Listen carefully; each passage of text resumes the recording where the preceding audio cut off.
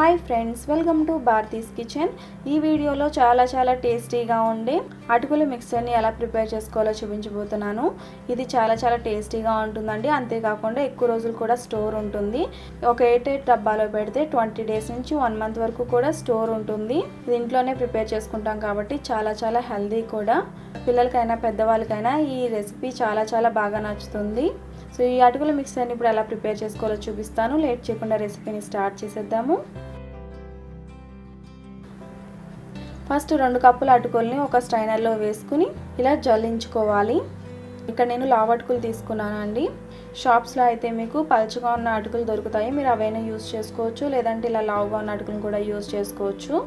ఇందులో ఏవైనా dust particles ఉంటే మీకు ఇలా ప్లేట్లోకి వచ్చేస్తాయి. ఈ అటుకుల్ని ఇలా కొద్దిగా స్ట్రైనర్లో వేసుకుని ఫ్రై చేసుకోవాలి. డైరెక్ట్గా ఆయిల్లో వేసేస్తే తీసేటప్పుడు చాలా ఇబ్బందిగా ఉంటుందండి. వీటిని మనం ఆయిల్లోంచి చాలా ఫాస్ట్గా తీసుకోవాలండి. ఆయిల్లో వేసినట్లయితే తొందరగా వేగిపోతాయి కాబట్టి ఎక్కువ మాడే అవకాశం ఉంటుంది. అన్ఈవెన్గా కలర్ అనేది ఉంటుంది కాబట్టి ఇలా కొద్దిగా స్ట్రైనర్లో వేసుకుని ఇలా ఫ్రై చేసేసుకోవాలి. అటుకులను ఇలా మిక్స్ చేస్తూ ఉండడం వల్ల ఇవన్నీ కూడా ఈవెన్గా ఫ్రై అవుతాయి. ఇవి వేగడానికి ఎక్కువ టైం పట్టదండి. వితిన్ సెకండ్స్లోనే ఇవి ఫ్రై అయిపోతాయి అన్నమాట. ఈ స్ట్రైనర్లో వేసి ఫ్రై చేయడం వల్ల చాలా హెల్ప్ అవుతుందండి. మనకి ఎక్కువ టైం పట్టదనమాట. తీయడానికి కూడా అంత ఇబ్బందిగా ఉండదు. సో ఈ టిప్ చాలా బాగా యూజ్ అవుతుందండి. తప్పకుండా ఏదైనా ఫ్రై చేసినప్పుడు ఇలా ట్రై చేసి చూడండి. సో ఈ విధంగా మనం ఫ్రై చేసి పెట్టుకోవాలి.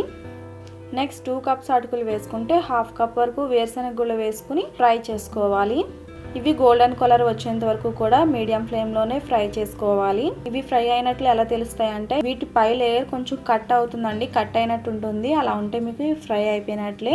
నెక్స్ట్ కాజును కూడా వేసుకుని ఫ్రై చేసుకోవాలి. కాజు ఆప్షనల్ అండి. మీకు కావాలంటే వేసుకోవచ్చు, లేదంటే స్కిప్ చేయొచ్చు. సో వీటిని కూడా గోల్డెన్ కలర్ వచ్చేంత వరకు ఫ్రై చేసుకుని పక్కన పెట్టేసుకోవాలి.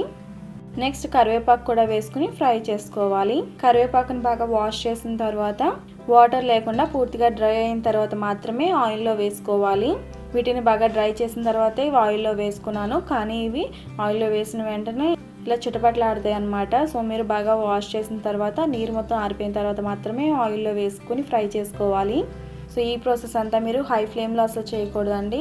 మీడియం ఫ్లేమ్లోనే ఫ్రై చేసుకోవాలి అన్నిటినీ కూడా. సో మనం ఆఖరిగా కరివేపాకు కూడా ఫ్రై చేసుకున్నాము. దీన్ని కూడా పక్కన పెట్టేసుకోవాలి. నెక్స్ట్ ఫ్రై చేసుకున్న వాటిని అన్నిటినీ కూడా మిక్స్ చేసేసుకోవాలి. ఫస్ట్ ఒక బౌల్లో ఫ్రై చేసి పెట్టుకున్న అటుకులు వేసుకోవాలి.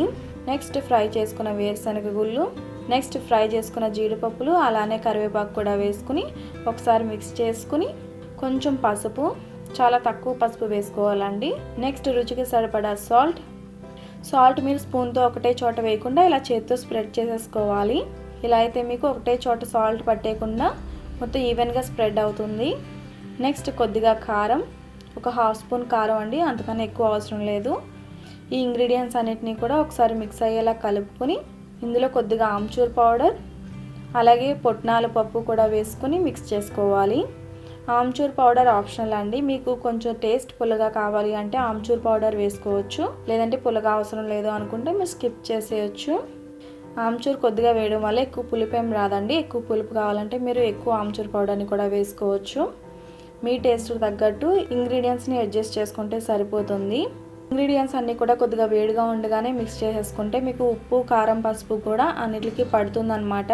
ఇక్కడ అటుకుల్ని లావు అటుకులు యూజ్ చేశాను కాబట్టి మీకు ఇక్కడ చూడడానికి ఇలా ఉన్నాయి. కానీ మీరు షాప్లోంచి పెద్దవి కొని తెచ్చుకుంటే అవి చూడడానికి చాలా అందంగా ఉంటాయి. ఈ రెసిపీ చాలా మంచి స్నాక్ అన్నమాట. టీ టైంలో కానీ లేదంటే పిల్లల స్నాక్స్లో కానీ చాలా బాగుంటుంది. ఈ రెసిపీని మీరు తప్పకుండా ట్రై చేసి మీ ఫీడ్బ్యాక్ని నాకు ఈ వీడియో కింద కామెంట్ సెక్షన్లో తెలియజేయండి. ఈ రెసిపీ మీకు నచ్చితే తప్పకుండా లైక్ చేసి ఈ రెసిపీ ఎవరికైనా హెల్ప్ అవుతుంది అనుకుంటే ఈ రెసిపీని ఫ్రెండ్స్ అండ్ ఫ్యామిలీస్కి తప్పకుండా షేర్ చేయండి. మరిన్ని రెసిపీస్ కోసం నా ఛానల్ సబ్స్క్రైబ్ చేయండి. అలాగే తర్వాత వచ్చే బెల్ ఐకాన్ కూడా క్లిక్ చేయండి. Thanks for watching.